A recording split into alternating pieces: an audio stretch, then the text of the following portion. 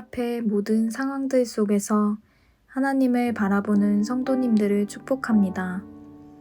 오늘 하루도 하나님과 동행하는 하루 보내시기 바랍니다. 다 함께 사도신경으로 우리의 신앙을 고백하겠습니다. 전능하사 천지를 만드신 하나님 아버지를 내가 믿사오며 그 외아들 우리 주 예수 그리스도를 믿사오니 이는 성령으로 잉태하사 동정녀 마리아에게 나시고 본디오 빌라도에게 고난을 받으사 십자가에 못 박혀 죽으시고 장사한 지 4일 만에 죽은 자 가운데서 다시 살아나시며 하늘에 오르사 전능하신 하나님 우편에 앉아 계시다가 저리로서 산자와 죽은 자를 심판하러 오시리라. 성령 믿사오며 거룩한 공회와 성도가 서로 교통하는 것과 죄를 사하여 주시는 것과 몸이 다시 사는 것과 영원히 사는 것을 믿사옵나이다. 아멘.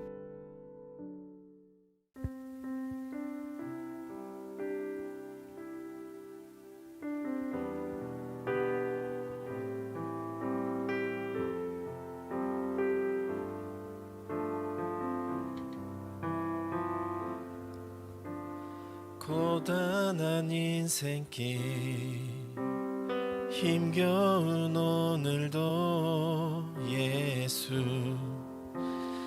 내 맘 아시네. 지나간 아픔도 마주할 세상도 예수 내 맘 아시네. 하루를 살아도 기쁨으로 가리 예수 늘 함께 하시네. 후회도 염려도 온전히 맡기리 예수 늘 함께 하시네. 믿음의 눈 들어 주를 보리 이 또한 지나가리라. 주어진 내 삶의 시간 속에 주의 뜻 알게 하소서. 믿음의 눈 들어 주를 보리 이 또한 지나가리라. 주어진 내 삶의 시간 속에 주의 뜻 알게 하소서.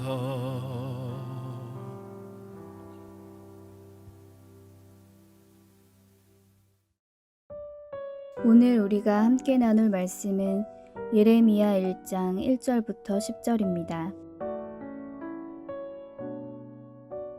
베냐민 땅 아나돗의 제사장들 중 힐기야의 아들 예레미야의 말이라. 아몬의 아들 유다 왕 요시야가 다스린 지 13년에 여호와의 말씀이 예레미야에게 임하였고 요시야의 아들 유다의 왕 여호야김 시대부터 요시야의 아들 유다의 왕 시드기야의 11년 말까지 곧 5월에 예루살렘이 사로잡혀 가기까지 임하니라. 여호와의 말씀이 내게 임하니라.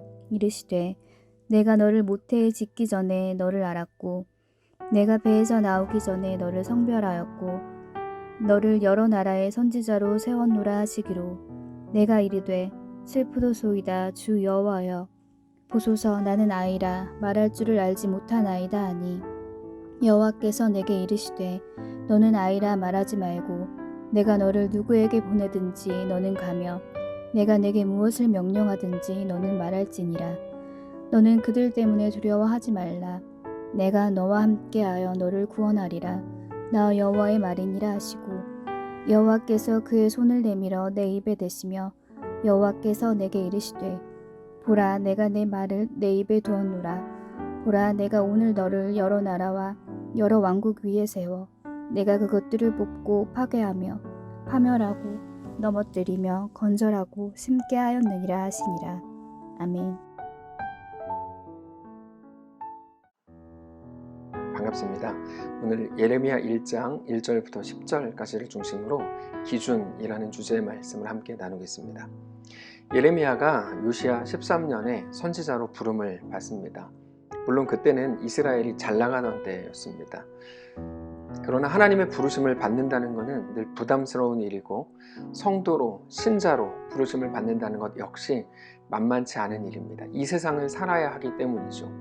우리 예수님께서도 그의 제자가 되겠다고 하는 우리들에게 나를 따르려거든 자기 십자가를 지고 따르라 이렇게 말씀을 하십니다. 예레미야는 하나님의 말씀을 가진 선지자라는 것이 어떤 부담, 어떤 고통의 길일 것을 충분히 짐작하고 있었던 것으로 보입니다. 그래서 처음에는 거부합니다. 6절입니다. 내가 이르되 슬프도소이다. 주 여호와여 보소서 나는 아이라 말할 줄을 알지 못하나이다 하니, 그 두려움은 이런 겁니다. 나는 할 줄 아는 것도 없고 내가 뭐라고 말한다고 해서 그들이 듣겠습니까? 이런 말이죠. 이거는 우리 속에도 자주 있는 두려움입니다. 자기 스스로에게 자신이 없는 거죠. 내가 무언가를 해야 된다는 것은 잘 알지만 자신이 없는 겁니다. 근데 그 자신 없음, 그 자신감 없음이라는 것은 다른 게 아니고 다른 사람들에 관한 겁니다. 남들이 나를 어떻게 생각할지, 우습게 여기는 건 아닐지, 내가 과연 그런 말을 할 자격이 있다고 사람들이 생각을 해줄지 우리는 걱정되는 게 참 많습니다. 근데 하나님께서는 그런 염려 속에 있는 예레미야에게 그렇게 말하지 말라, 네가 할 수 있는 게 없다고 말하지 말라, 내가 한다 이렇게 말씀을 하십니다. 7절인데요. 여호와께서 내게 이르시되 너는 아이라 말하지 말고 내가 너를 누구에게 보내든지 너는 가며 내가 너에게 무엇을 명령하든지 너는 말할지니라. 너는 그들 때문에 두려워하지 말라.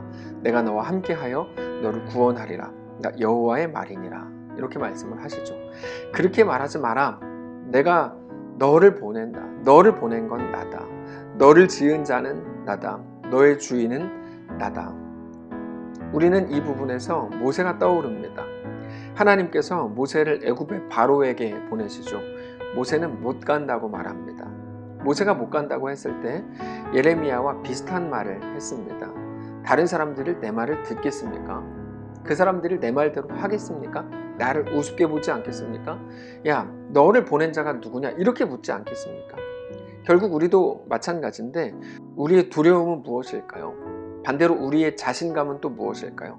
그것은 하나님과 관련되어 있지 않은 다른 사람들에 관한 것 혹은 다른 사람들이 보는 나 자신에 관한 것이라는 것을 우리가 인정할 수밖에 없습니다. 근데 성경은 그것을 바람에 나는 겨와 같다고 시편 1편에서 말씀을 하시죠. 그 여론, 다른 사람들의 생각과 판단, 사실 그것들은 아무것도 아닙니다. 언제든지 변할 수 있는 게 사람들의 시선입니다. 우리의 기준을 거기에 둔다면 우리는 반드시 흔들리게 됩니다. 하나님께서는 그렇게 말하는 모세에게 네가 할 거 없다, 내가 한다 이렇게 말씀을 하십니다. 출애굽기 3장 11절부터인데 제가 읽겠습니다. 모세가 하나님께 아뢰되 내가 누구이기에 바로에게 가며 이스라엘 자손을 애굽에서 인도하여 내리이까? 하나님이 이르시되 내가 반드시 너와 함께 있으리라. 내가 그 백성을 애굽에서 인도하여 낸 후에 너희가 이 산에서 하나님을 섬기리니 이것이 내가 너를 보낸 증거니라. 모세가 하나님께 아뢰되 내가 이스라엘 자손에게 가서 이르기를 너희의 조상의 하나님이 나를 너희에게 보내셨다 하면 그들이 내게 묻기를 그의 이름이 무엇이냐 하리니 내가 무엇이라고 그들에게 말하리이까? 하나님이 모세에게 이르시되 나는 스스로 있는 자이니라. 또 이르시되 너는 이스라엘 자손에게 이같이 이르기를 스스로 있는 자가 나를 너희에게 보내셨다 하라. 네가 할 거 없다, 내가 한다 이런 말이죠.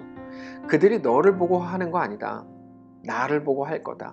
다시 말해서 하나님의 논리대로 하면 네가 자신 없어 하는 이유는 너는 너 자신을 믿고 있는 중이기 때문이다. 그래서 너가 아니라 하나님을 보라 이런 말입니다. 그건 우리에게 언제나 필요한 메시지입니다. 너는 아이라 하지 말라. 내가 너를 누구에게 보내든지 너는 가면 된다. 내가 너에게 무엇을 명령하든지 너는 말하면 된다. 내가 이룰 것이기 때문이다. 이거죠. 어떤 상황에서든지 하나님을 보라는 겁니다. 주변 것들에 신경 쓰지 말고 거기 정신 팔리지 말고 그래서 그것들로 생각과 감정이 흔들리지 말고 오직 하나님을 보라는 것입니다. 하나님이 기준이 되고 중심이 되는 오늘을 살라 이거죠. 9절입니다. 여호와께서 그의 손을 내밀어 내 입에 대시며 여호와께서 나에게 이르시되 보라 내가 내 말을 너의 입에 두었노라. 내가 너를 붙든다. 내 말을 너의 입에 둔다. 하나님을 온전히 신뢰하라는 것이죠.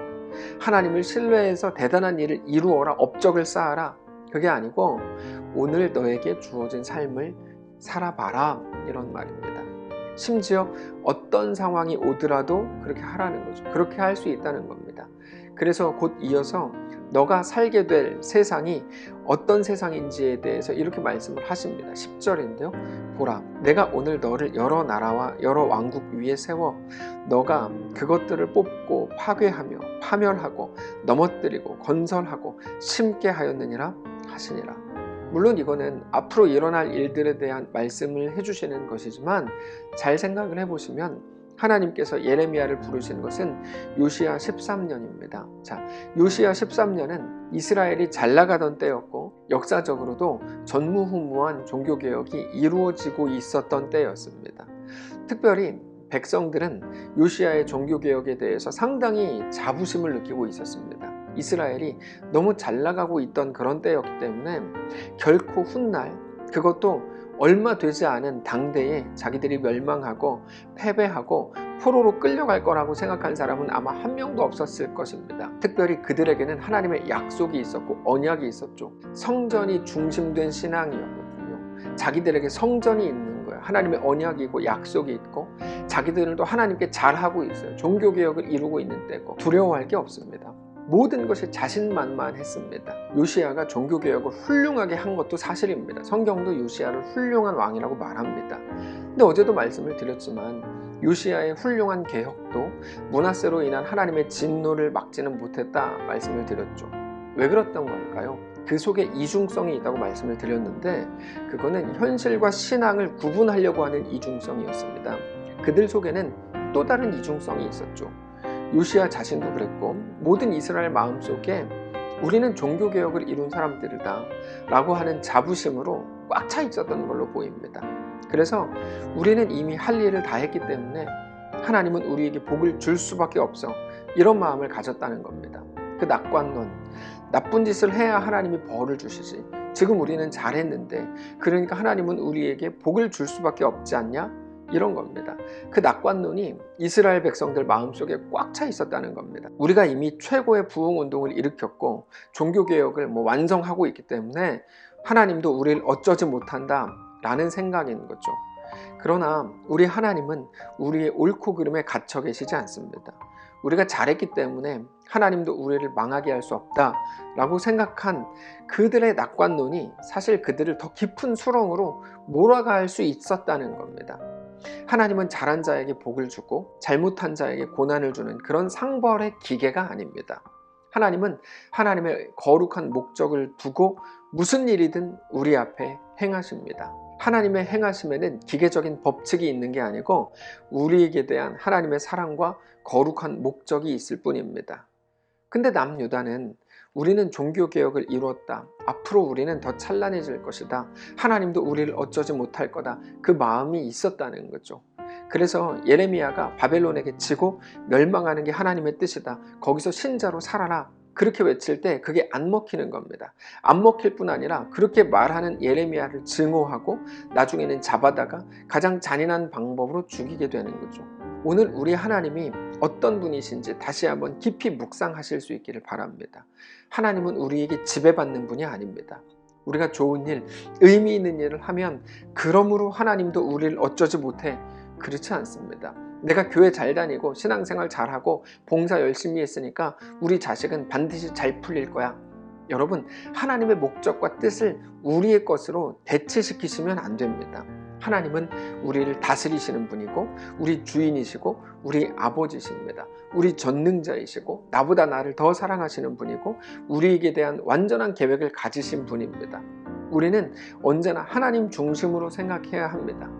우리가 결국에 이 땅에서 내가 원했던 것이 하나님의 뜻이나 하나님의 계획이나 하나님의 목적이 아니었고 다만 내 편함이 전부였다라는 것을 우리의 고백과 생각으로 자꾸만 주장하려고 하면 안 됩니다. 오직 하나님의 목적과 하나님의 뜻, 나에 대한 하나님의 완전하신 계획, 그게 어떤 겁니까? 우리를 하나님의 영광과 명예로 이끄시겠다라고 하는 하나님의 거룩한 뜻 앞에 우리 자신을 매일같이 굴복시키실 수 있기를 바랍니다. 그 말은 우리 삶의 모든 것들에 하나님이 중심이 되셔야 한다는 말입니다. 우리의 잘함이나 실패, 혹은 우리의 성공이나 실수, 혹은 우리의 실력이 그 어떤 기준도 될 수 없을 것입니다. 오직 하나님의 이끄심, 하나님의 말씀, 하나님의 하나님 되심이 우리의 자신감이 되고 순종의 근거가 되고 우리 삶의 기준이 되는 거룩한 오늘이시기를 바랍니다. 한번 기도하겠습니다. 살아계신 하나님, 오늘 하루를 우리에게 또 허락하시니 감사합니다. 우리가 말씀을 붙들고 오늘 하루를 살아가기를 원합니다. 주의 뜻 가운데 온전히 거하며 하나님의 역사와 거룩한 이끄심 앞에 굴복하는 날 되게 하옵소서. 우리에게 대한 하나님의 계획과 하나님의 목적과 뜻이 가장 완전하게 이루어지길 원하고 예수님이 그렇게 기도를 통하여 가르치셨듯이 하나님의 뜻이 하늘에서 이루어진 것처럼 땅에서도 우리의 삶 가운데도 충만히 이루어지게 하옵소서. 하나님, 우리는 다만 하나님의 목적인 하나님의 뜻이 아니라 내 편함이 내 삶에 가득 채워지기만을 원했던 자들인지도 모릅니다. 우리를 불쌍히 여겨주시고 모든 일들을 만날 때마다 하나님을 믿음으로 바라보며 주님과 믿음으로 동행하게 하옵소서. 하나님, 이 마지막 시대를 살아가는 것이 우리에게 부담입니다. 그러나 이 시대를 믿음으로 살게 하시고 내 편함이 아닌 하나님의 완전하심을 신뢰하며 넉넉히 승리하며 살아가는 모든 성도들 되게 하옵소서. 각자 있는 곳에서 여전히 힘들고 어렵고 곤고한 중에 있지만 그 속에서 주님을 신뢰하며 그 속에서 넉넉한 신자들로 승리하는 귀한 성도를 다 되도록 축복하시옵소서. 오늘 우리의 주인 되신 살아계신 예수님의 이름으로 기도합니다. 아멘. 사랑하는 성도 여러분, 하나님께서 오늘 하루를 또 우리에게 허락하셨습니다.